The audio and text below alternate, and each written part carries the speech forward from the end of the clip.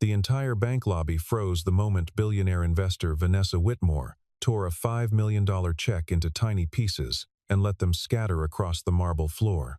She stared straight at the quietly dressed single father standing before her and said the words that would echo for weeks afterward, that people like him did not belong inside her bank.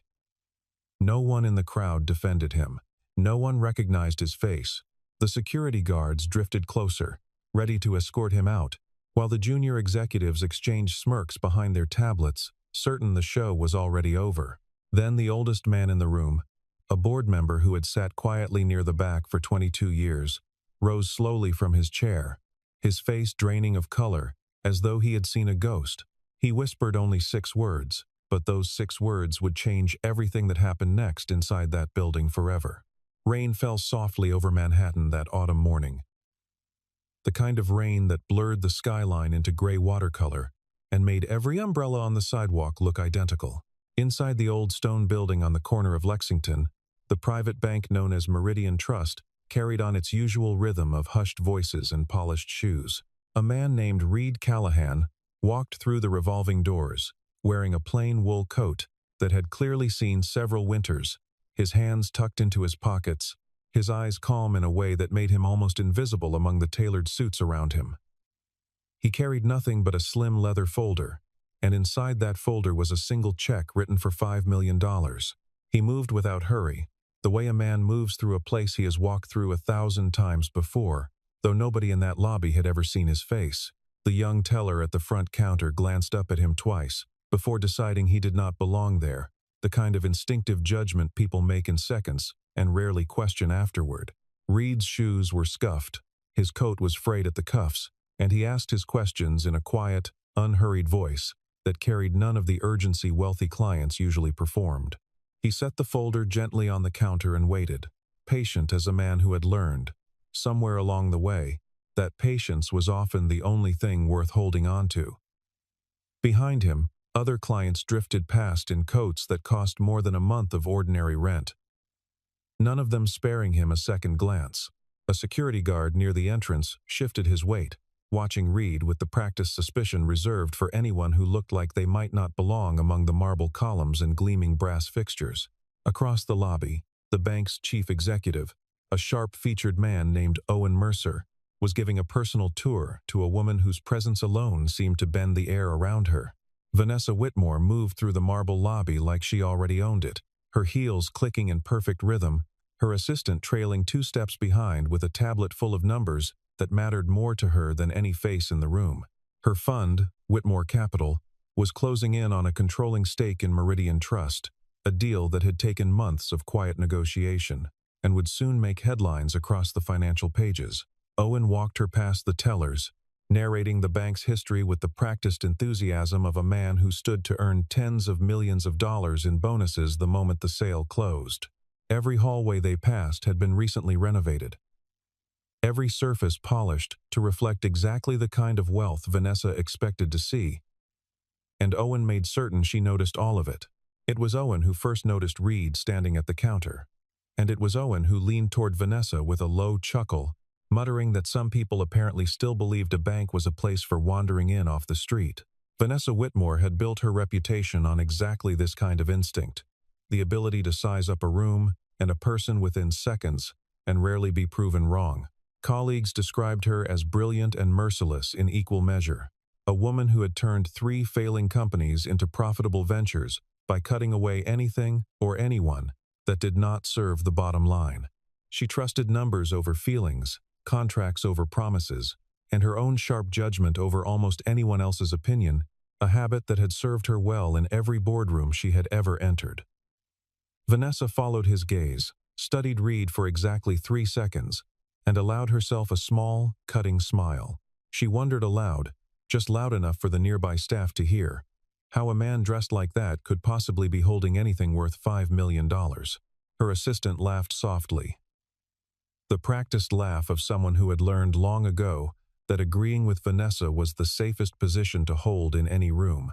The teller, uncertain and increasingly nervous under the weight of 2 powerful gazes, refused to process the check and asked Reed to step aside so the next client could be served. Reed did not argue. He only asked, politely, whether someone with actual authority might review the matter, since the check was, in his words, entirely legitimate. That single sentence was enough to draw Vanessa fully into the moment. And something in her decided this stranger needed a lesson in exactly where he stood in the world. She stepped forward with the confidence of someone who had spent her whole career turning other people's hesitation into her own advantage, and she told the staff to bring the check directly to her so she could examine it herself. The lobby went quiet in the particular way rooms go quiet when everyone senses a small storm approaching. Owen watched with visible amusement, already imagining how this story would sound later at dinner. A billionaire, putting some nobody in his place inside his own bank. Reed simply nodded, handed the folder to the nearest employee, and waited with his hands still in his pockets, his face unreadable, as though he had lived through far heavier moments than this one. Vanessa took the check between two fingers, turning it toward the light streaming through the tall windows, scrutinizing the signature and the numbers with the practiced eye of a woman who had reviewed thousands of financial documents in her career. She scoffed under her breath, telling the small crowd gathered nearby that the paper looked cheap, the ink looked wrong, and the whole thing was almost certainly a forgery designed to waste everyone's time. Reed said nothing in his own defense, which only seemed to irritate her further, since she was used to people scrambling to explain themselves the moment she raised an eyebrow. She glanced at Owen, who gave a small nod of encouragement, the kind two people exchange when they have already decided how a scene should end. The rain outside grew slightly heavier, tapping against the windows like an impatient countdown nobody in the lobby could hear.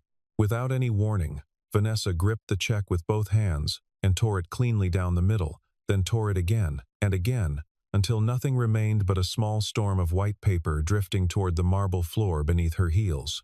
She told Reed, in a voice pitched for the whole lobby to hear, that he was wasting the time of people who actually mattered, and that perhaps next time he should try a bank more suited to his circumstances.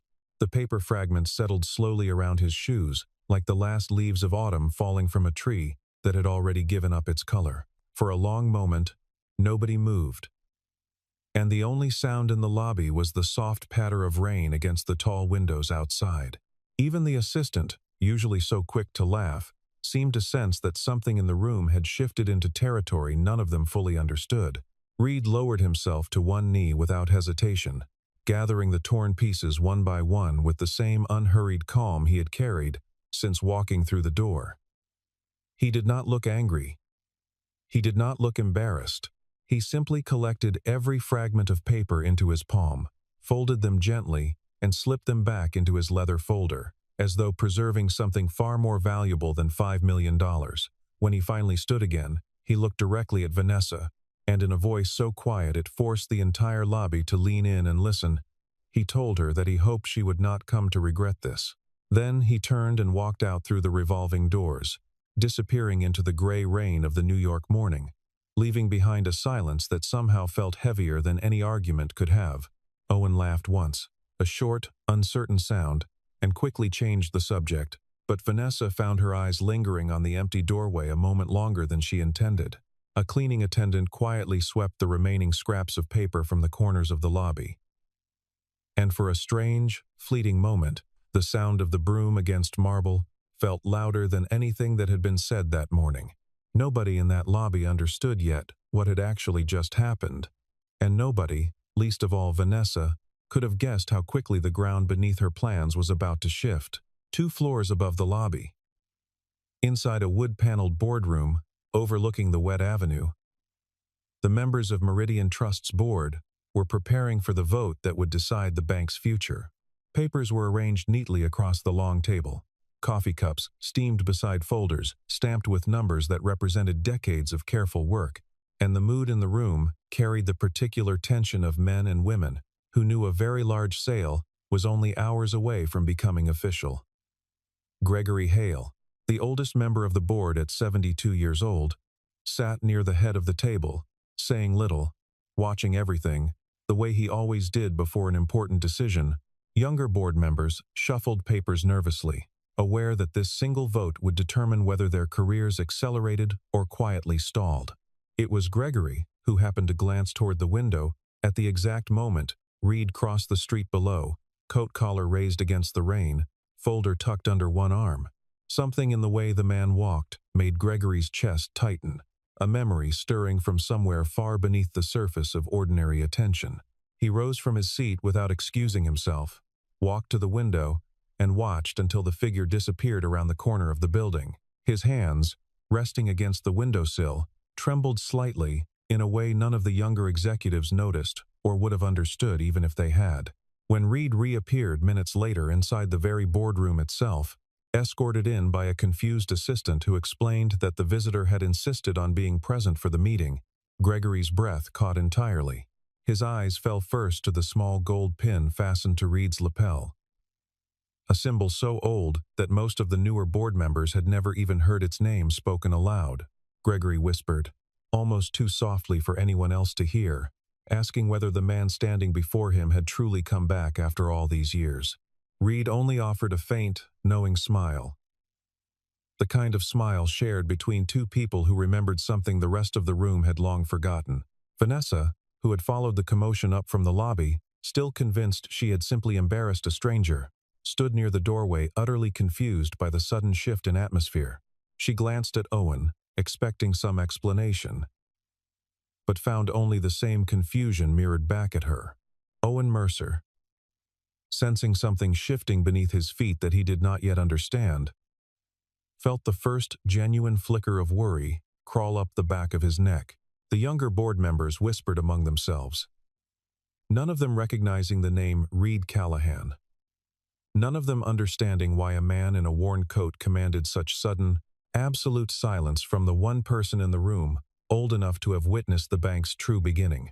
One of them, a sharply dressed analyst barely 30 years old, leaned toward his neighbor and asked quietly whether this was some kind of prearranged theater designed to delay the vote, a question that earned him only a cold, silencing glance from Gregory across the table. Gregory asked the room to pause the proceedings immediately, his voice carrying an authority the younger executives had never heard him use before. He excused himself briefly, returning minutes later, with a thick folder pulled from the bank's oldest archives, its edges yellowed with more than 2 decades of quiet storage. The folder smelled faintly of dust and old paper, a smell that seemed entirely out of place among the glass and steel of the modern building. Inside that folder was a clause almost everyone in the modern bank had forgotten existed. A single provision buried deep within the original founding documents from 22 years earlier. It described something called the Golden Founder Share. One solitary share of stock carrying a single, absolute power. The right to veto any sale of the bank, no matter how large or how far along the negotiations had progressed. The name attached to that single share, printed in ink that had faded but never disappeared, was Reed Callahan. Vanessa laughed at first, assuming this was simply an old, irrelevant footnote from a bank's distant past, the kind of legal relic lawyers occasionally stumbled upon and quickly dismissed. She told the room, with the same confidence that had guided her entire career, that no forgotten clause from 22 years ago could possibly stand in the way of a modern billion-dollar transaction. But when the bank's own legal counsel confirmed, after a tense and hurried phone call, that the clause remained fully valid and had never been revoked, the temperature in the room seemed to drop by several degrees. The multi-billion-dollar acquisition Vanessa had spent nearly a year assembling was, in that instant, completely and legally frozen. Owen's face turned pale as he realized his carefully planned bonus, the number he had already mentally spent on a house upstate, was slipping away with every second that passed. Vanessa turned toward Reed with something new in her expression, no longer scorn, but a wary, uncertain curiosity she had not expected to feel that morning.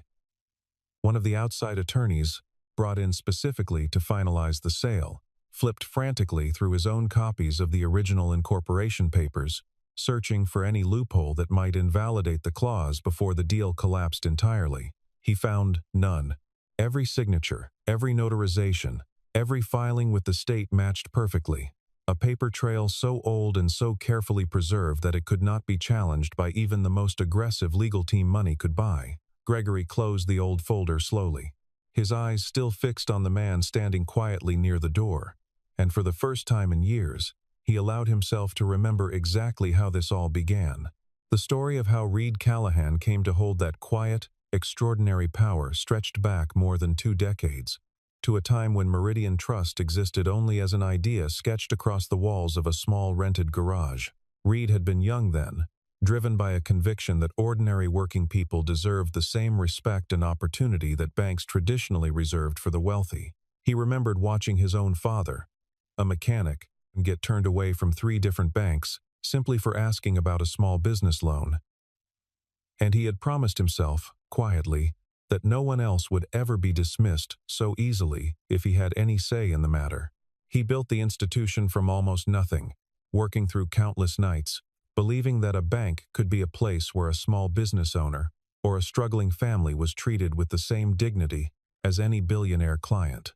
In those early years, Reed personally approved nearly every loan himself, sitting across kitchen tables and cramped shop offices, listening to the stories behind every request before deciding whether to say yes. He remembered the names of clients long after their loans were repaid, remembered the small businesses that grew into landmarks of their neighborhoods because someone had simply given them a chance when no one else would. Over time, the bank grew far beyond what he had imagined, eventually becoming one of the most respected private institutions in the city. At the height of its early success, Reed made a decision that surprised almost everyone who knew him. He sold nearly all of his ownership stake, choosing to step back from daily operations entirely, keeping only that single symbolic share as a quiet thread connecting him to what he had built. A painful divorce and a series of private family struggles pulled him away from public life almost completely, and he simply disappeared from the world he had created, leaving behind only his name on old paperwork and a handful of people who still remembered his face. He raised his child alone during those years, quietly, away from cameras and boardrooms, choosing a smaller apartment and a simpler life over the empire he had once built with his own hands. Without him, the bank slowly drifted from its founding principles, gradually becoming exactly the kind of institution he had once hoped to prevent it from ever becoming. Gregory Hale had watched that transformation happen in slow motion over the years, and standing now in the boardroom beside the man who started it all, he felt something close to guilt settle heavily across his shoulders. He remembered board meetings where profit margins mattered more than people, where smaller clients were quietly pushed aside in favor of larger, more lucrative accounts. He remembered promising himself, more than once, that he would raise these concerns more forcefully, and remembered just as clearly how easily he had let those promises fade into silence beneath quarterly earnings reports and shareholder pressure. He had told himself, year after year, that the changes were simply the cost of staying competitive in a changing industry. Now, with Reed standing calmly at the head of the very table where those decisions had been made, Gregory understood that the past he thought was buried had simply been waiting. While the board scrambled to understand the sudden legal complication threatening their sale, Reed quietly requested access to the bank's internal records, a request Gregory approved without hesitation despite Owen's visible discomfort. Owen tried, briefly, to argue that such access required additional approvals, additional paperwork, additional delay, but Gregory silenced him with a single, tired glance that carried more weight than any argument could have. Over the following day, working alone in a small borrowed office, Reed studied years of internal reports with the careful patience of a man who had once built every one of these systems from scratch. He recognized certain formulas instantly, certain patterns of language in the policy documents, remnants of frameworks he himself had written decades earlier, now twisted into something almost unrecognizable. What he found confirmed a suspicion that had been growing since the moment he first read the bank's public filings from his quiet retirement. Owen Mercer had spent years quietly restructuring bonus incentives to reward employees almost exclusively for landing ultra-wealthy clients, while ordinary account holders found themselves facing new fees, longer waiting times, and increasingly indifferent service. Smaller business loans, once a proud specialty of the bank Reed had founded, had been steadily deprioritized in favor of larger, flashier deals that boosted quarterly numbers and executive bonuses alike. Struggling entrepreneurs, who once found a sympathetic ear at Meridian Trust, were now routinely turned away, their applications buried under layers of unnecessary paperwork designed to discourage them from trying again. Reed read through rejected loan files late into the evening, recognizing in them the same kind of hopeful, hard-working people he had built the bank to serve in the first place. A bakery owner, denied for a modest expansion loan. A widow refused a small line of credit despite 20 years of loyal banking. A young mechanic, not unlike Reed's own father decades earlier, turned away without so much as a phone call explaining why. Reed noticed that every one of these rejections had been processed within minutes, automatically. Without a single human being ever actually reading the application in full, a system Owen had quietly installed to save time and labor costs across the branch network. It became clear to him that Owen had transformed his life's work into a machine built to serve only the already powerful, exactly the outcome he had spent his career trying to prevent. He closed the final folder that night with a quiet, controlled anger, the kind that did not need to be shouted to be felt. Vanessa, meanwhile, found herself unable to stop thinking about the quiet man she had humiliated in the lobby only a day earlier. She reviewed the internal reports Gregory eventually shared with her, reading through years of policy changes with a discomfort she was not accustomed to feeling. She had built her entire career on trusting numbers over people, and for the first time, the numbers themselves were beginning to tell her a story she did not want to hear. Slowly, uncomfortably, she began to understand that the man she dismissed as beneath her attention understood this institution, and perhaps the entire industry, far more deeply than she ever had. She thought back to the sound of the paper tearing beneath her own fingers, the small, satisfied thrill she had felt in that moment, and found the memory now sitting like a stone in her stomach. For the first time in longer than she could remember, Vanessa Whitmore began to question whether her own certainty about people had been badly, embarrassingly wrong. It was Gregory who finally told her the truth about the check she had destroyed. Sitting across from her, in a quiet corner office, as rain continued to trace slow paths down the window glass, he explained that the check was never meant to be a deposit or a withdrawal at all, but rather a donation, the founding gift for a new charitable fund Reed intended to launch quietly, without any fanfare or public recognition. The fund was designed specifically to support small business owners who had been turned away by traditional banks, offering them the same kind of trust and opportunity Reed once dreamed of providing to everyone who walked through his doors. Gregory explained that Reed had planned to announce nothing publicly, seeking no credit, no headline, no plaque on any wall, simply wiring the funds quietly and letting the work speak for itself. $5 million, torn apart on a marble floor in front of dozens of witnesses, had been meant to change the lives of people neither Vanessa nor Owen had ever bothered to notice. Vanessa sat in silence for a long moment after hearing this, her carefully composed expression slipping away for perhaps the first time in years. She realized she had not simply insulted a stranger in a lobby, she had destroyed the single largest charitable gift the bank had seen in longer than anyone could remember, and she had done it out of nothing more than assumption and pride. She asked Gregory, quietly, whether Reed had said anything about her since that morning. And Gregory only shook his head, telling her that the man rarely spoke about people who had wronged him at all. Word of what the check truly represented spread quietly through the boardroom over the following hours, and one by one, the executives who had smirked at Reed's arrival found themselves unable to meet each other's eyes. The entire room, so confident and dismissive only a day earlier, now sat in a silence heavier than any words could have carried. Even Owen, usually so quick with an excuse, found himself avoiding the hallway where the incident had taken place. A young analyst who had laughed loudest that morning quietly apologized to a colleague later that afternoon, admitting she had judged the entire situation without knowing a single true fact about the man at the center of it, a small confession that spread through the staff almost as quickly as the story itself had. Reed did not gloat, and he did not raise his voice when the moment finally came for him to act. He simply walked into the next scheduled board meeting, calm and composed as always, and formally exercised the authority attached to his single, quiet share of stock. The proposed sale to Whitmore Capital was permanently canceled, effective immediately, ending months of negotiation with nothing more than a signature and a steady voice. Owen Mercer, who had built his entire strategy around the bonuses that sale would bring him, listened as Reed calmly explained that his services as chief executive were no longer required. Owen opened his mouth to argue, to negotiate, to offer some version of himself that might still be useful. but the words seemed to dissolve before they ever reached his tongue. There was no shouting, no dramatic confrontation. Only the quiet, absolute certainty of a man reclaiming something he had built with his own hands decades earlier.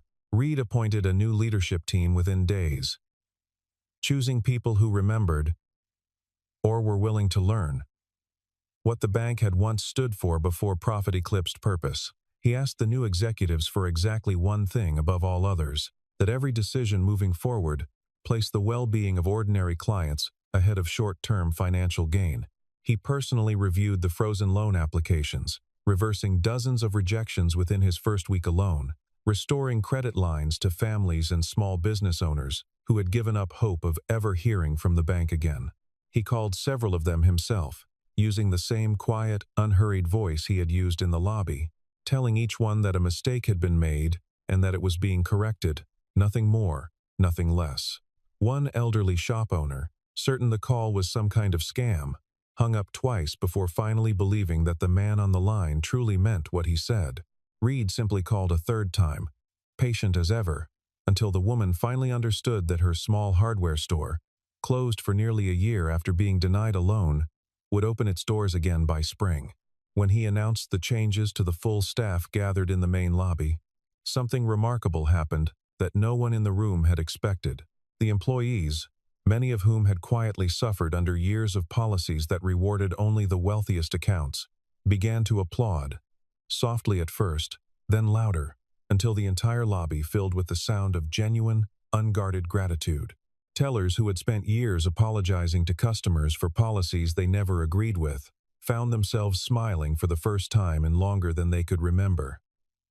Vanessa stood near the back of the crowd, watching a moment that had nothing to do with her, feeling for the first time in her adult life a deep and unfamiliar sense of shame. She had spent her career believing that money was the only language worth speaking. And here, in this quiet room, she was watching people celebrate something money alone could never buy. For the first time since walking into that lobby the previous morning, Vanessa Whitmore had absolutely nothing clever to say. She found Reed 3 days later, not inside the bank, but at a small, unremarkable coffee shop a few blocks away. The kind of place where nobody recognized either of their faces. She arrived carrying a new check, one she placed on the table between them without a word, and when Reed finally looked down at it, he saw a number that made even his steady composure falter slightly. $50 million, made out to the very fund she had unknowingly destroyed only days before, an amount 10 times larger than her original insult. She told him she wanted to help build it properly, to fund it alongside him, to make certain no other small business owner would ever again be turned away without a chance. Her voice, usually so precise and confident, wavered slightly as she spoke, betraying a vulnerability she rarely allowed anyone to witness.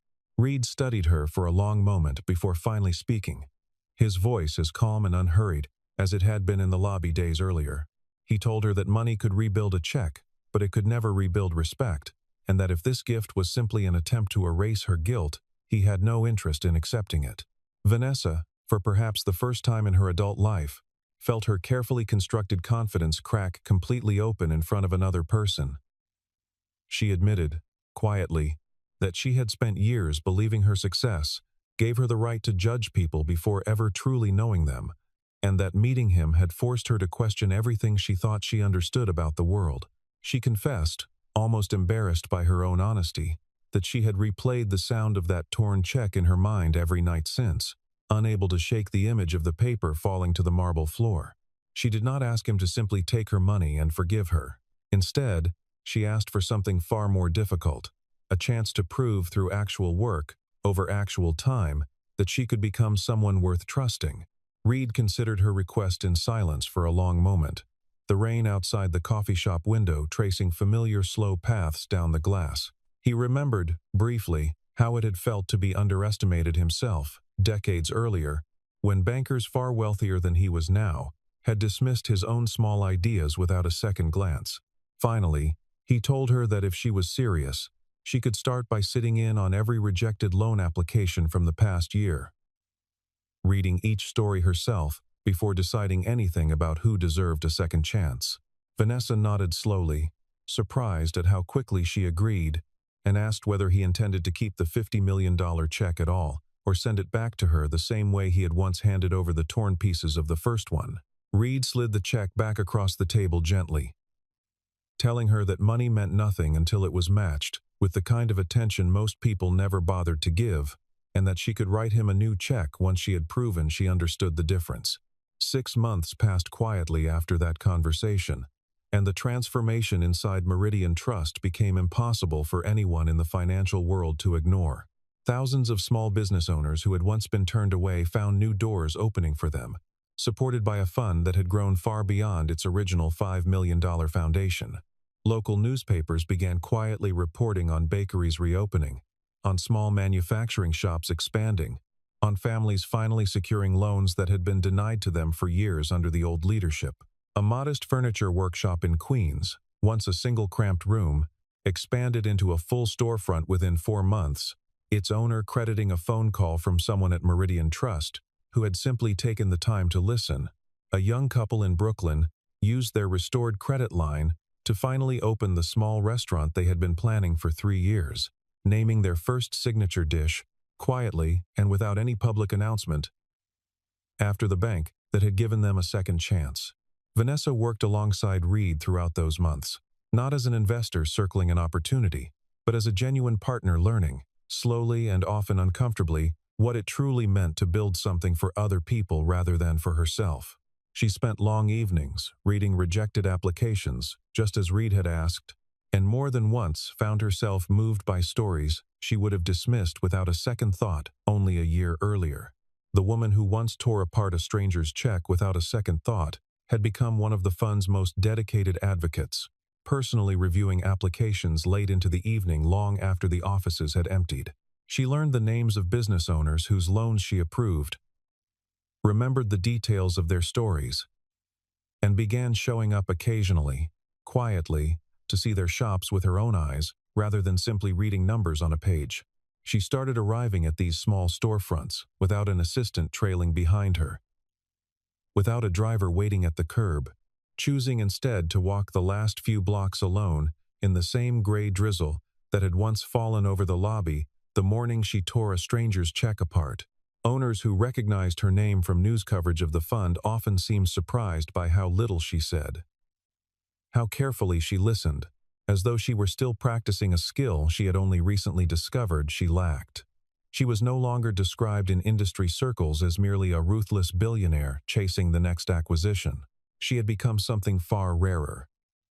An investor who understood that the truest form of wealth was measured not in numbers on a balance sheet, but in the lives quietly changed by a fair chance and an open door. Reed, through all of it, remained exactly as he had always been, walking through the same revolving doors every morning in the same worn wool coat, brewing his own coffee in the small kitchen behind his modest office. He never once accepted the large corner suite offered to him, and he never asked anyone to address him by any title grander than his own name. He continued, quietly, to review loan files himself whenever he had a spare hour, unwilling to let the habit of personal attention fade simply because the bank had grown larger again under his renewed guidance. Gregory Hale, watching all of this unfold from his familiar seat near the head of the boardroom table, felt a peace settle over him that he had not known in years, the quiet satisfaction of watching something broken slowly mend itself back into what it was always meant to be. He sometimes thought back to that gray morning when he first spotted Reed crossing the street below the boardroom window, and marveled quietly at how a single glance, a single flicker of recognition, had been enough to unravel years of drift and set the entire institution back onto its original course. Owen Mercer's name disappeared from the building entirely, mentioned only occasionally, and only in passing, as a cautionary example of what happens when ambition forgets the people it was meant to serve. Rumors circulated that he had taken a position at a smaller, less prestigious firm across town, chasing the same kind of shortcuts that had cost him everything at Meridian Trust, though none of the staff who once worked under him seemed particularly interested in following his career any further. The bank itself, once measured only by its balance sheet, began to be measured instead by the number of second chances it had quietly extended. Financial journals that once ranked institutions purely by profit margins began, cautiously at first, to mention Meridian Trust in a different context entirely, describing it as proof that an older kind of banking, one built on relationships rather than algorithms, could still succeed in a modern world obsessed with speed and scale. Competing banks sent quiet inquiries asking how such a transformation had been possible, and the answer, whenever it was given, always returned to the same simple idea that the people running the institution had finally remembered who it was meant to serve. One quiet morning many months later, a newly hired employee stood near the front desk, watching Reed walk past in that same simple coat, greeting each staff member by name as he made his way toward the elevator. She turned to Gregory Hale, who happened to be standing nearby, and asked, with genuine curiosity, exactly what position the quiet man held within the company. Gregory smiled, the kind of smile, carrying decades of memory behind it, and told her gently that Reed did not work for the bank at all. He explained, in a voice soft enough to feel like a secret being carefully passed along, that the bank itself existed only because of him, and that everything within those walls, every desk, every open door, every second chance quietly extended to a stranger, had been built upon the foundation of one man's quiet, unwavering belief in the value of ordinary people. Outside, the autumn rain continued to fall gently over the city, blurring the tall windows of Meridian Trust into soft gray light. Reed stepped out through the revolving doors that evening, exactly as he had entered so many mornings before, without any need for recognition, without any desire for power beyond the quiet responsibility he had always carried. He walked down the same wet sidewalk he had walked down the very first day he returned, past the same corner where Gregory had once watched him disappear into the rain, carrying nothing now but the same unhurried calm that had defined him from the very beginning. Behind him, the bank's illuminated sign glowed steadily against the darkening sky. A small, constant reminder that no institution is ever truly built from money alone. It is built, instead, from integrity carried quietly through the years, and from the simple, enduring belief that every person deserves to be seen before they are judged. Somewhere behind him, inside the warm light of the lobby, a new employee was learning the same lesson Gregory had just described, passing it forward the way it had been passed to her only moments before, a quiet chain of understanding that would likely outlast every one of them. Vanessa Whitmore, walking out of a different door on the opposite side of the building, paused briefly beneath the awning to watch the rain fall over the avenue, thinking of how far she had traveled from the woman who once tore a stranger's check apart without a second thought. She no longer needed anyone to recognize her name in order to feel like she mattered. And for a woman who had spent her entire life chasing recognition, that quiet realization felt like the truest kind of wealth she had ever known. Reed disappeared around the same corner he always did, coat collar raised against the rain, an ordinary man who had built something extraordinary simply by refusing to forget where he came from.